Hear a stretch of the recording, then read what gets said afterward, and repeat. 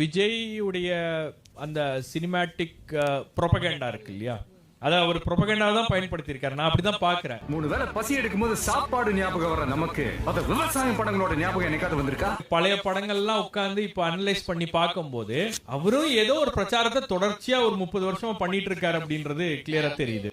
நம்ம எல்லாருமே நல்லா இருக்கணும்னு நினைக்கிறவங்க நல்லா இல்லைங்க, விவசாயிங்க. 5000 கோடி கடன் வாங்கின ஒரு பியர் ஃபேக்டரி ஓனர் என்னால அந்த கடனை கட்ட முடியலன்னு கை தூக்குறான். ஆனா அவன் தற்கொலை பண்ணிக்கல. அவனுக்கு லோன் கொடுத்த அதிகாரிகளும் தற்கொலை பண்ணிக்கல.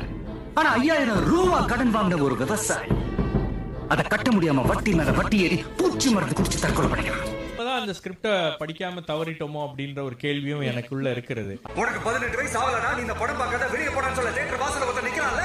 அது நான் வைன் ஷாப் வாசல்ல ஒருத்தன் நிக்கல. 10 வயசு 15 வயசு பையன் கைக்கு பாட்டில் சிகரெட் எப்படா போகுது?